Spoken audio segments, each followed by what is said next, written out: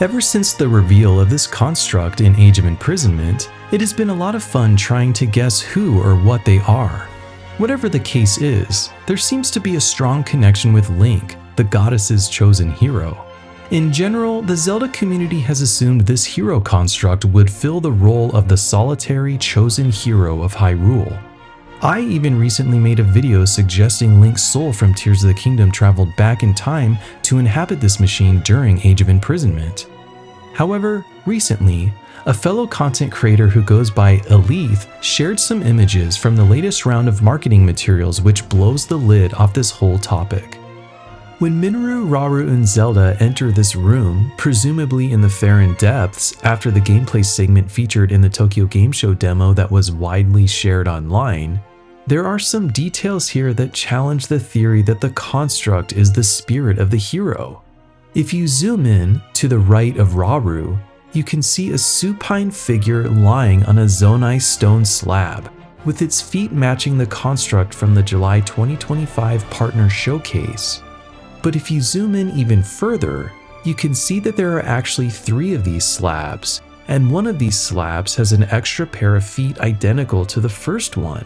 So this means there are more than one of these constructs, and what's more, Minoru and company are looking towards the direction of the camera past these 3 potential constructs, which I interpret as them looking at a room full of these automatons. This completely appends the narrative most of us have adopted so far about Age of Imprisonment.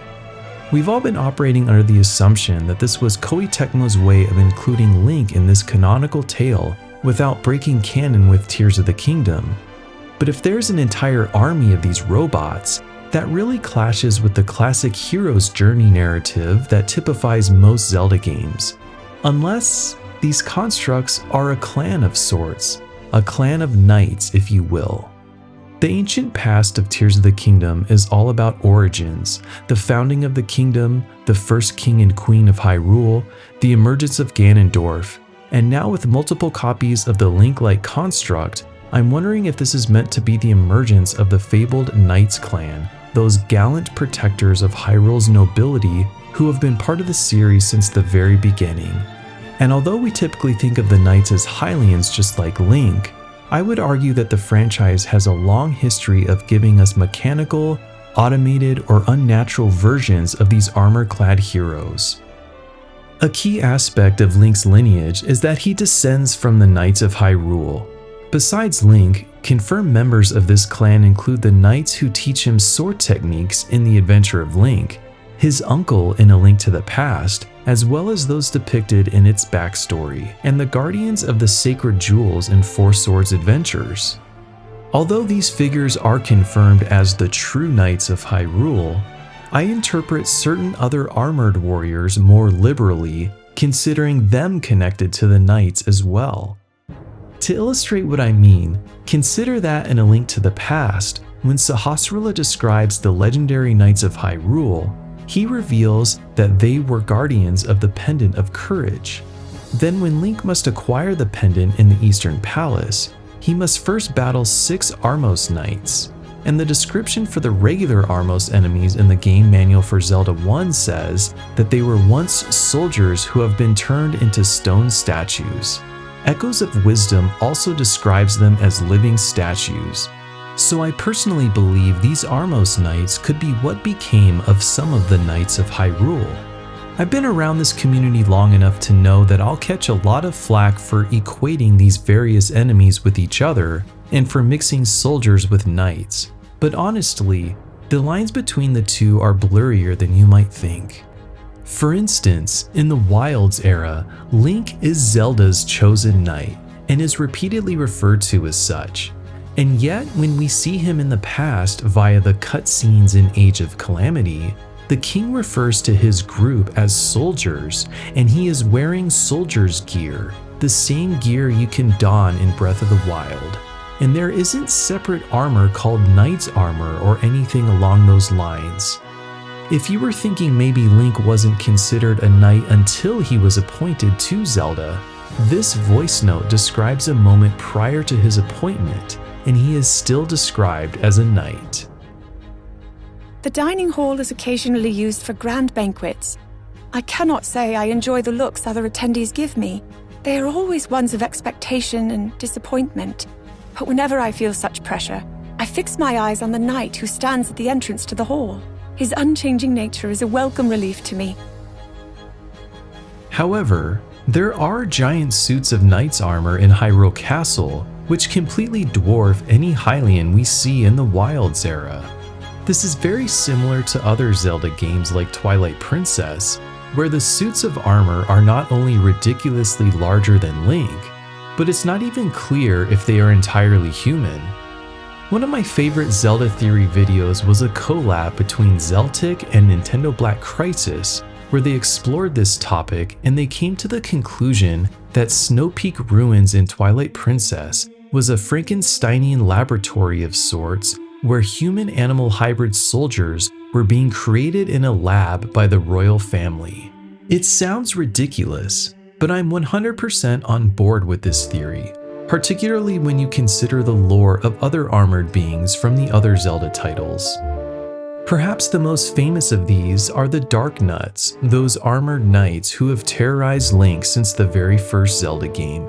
What is interesting is that their Japanese name is Tartnuk, and there is another armored knight called the Iron Knuckle, first introduced in The Adventure of Link, whose Japanese name is Iron Knuck, which is generally accepted to be a portmanteau of iron and Tartnuk, meaning, if true, the Dark Nuts and Iron Knuckles are the same.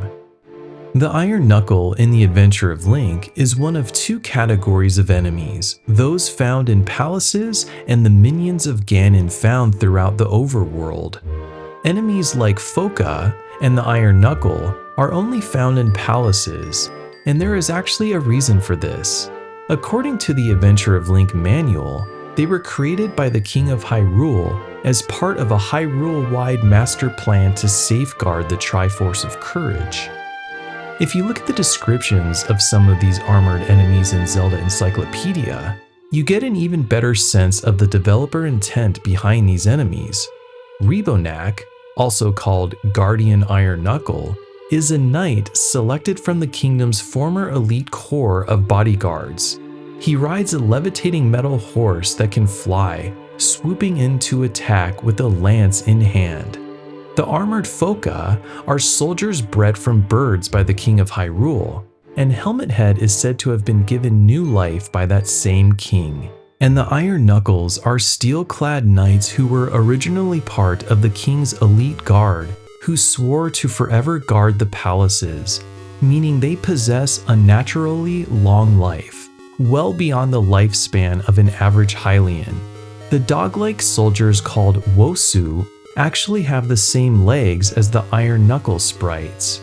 And I can't help but think the Wosu were the inspiration for the Dark Nuts' appearance in the Wind Waker, those dog-like knights who are often found in ancient Hylian strongholds. And what's more, they are the only enemy who drop Knight's Crests. When Link turns 10 Knight's Crest into Orca, a warrior with intimate knowledge of knights, he teaches Link the Hurricane Spin, which is the same as the spin attack taught by Link's uncle in A Link to the Past, where he reveals it is a secret sword technique used by the Knights of Hyrule. So yes, given that there seems to be a connection between all of these different armored knight enemies, and they all have one thing in common, they were at one point or another servants of the Hyrulean royal family, I think it is likely that if there is an army of Zonai hero constructs who will aid the first king and queen of Hyrule, it is plausible they will help tell yet another origin story. If you've watched my other videos, you know I suggested that Minoru created this hero construct. This was based on copious in-game evidence outright saying that she created the constructs we see on the Great Sky Island. But one of the Zelda voice notes, although it confirms Minoru created them, suggests she built them using ancient schematics from the ancient Zonai.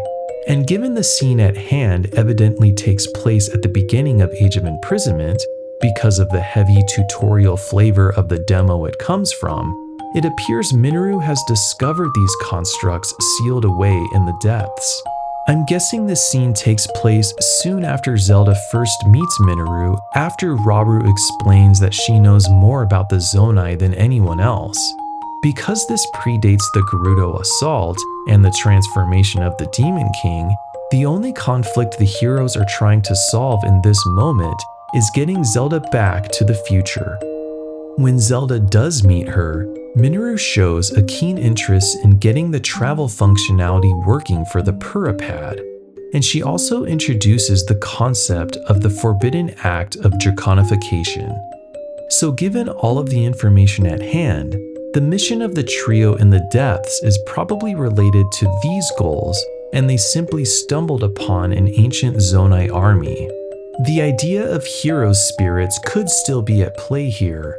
It was confirmed that the Zonai imbued their constructs with spirits, and the depths were confirmed in the Zelda book Tears of the Kingdom Masterworks to be inspired by Yomi no Kuni from Shinto.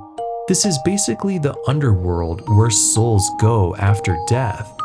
So if there was an ancient Zonai order of Zonai Knights, their spirits would have ended up here, and the ancient Zonai could have created these hero constructs as vessels known as Yorishiros to preserve them in an attempt to ensure peace for future generations.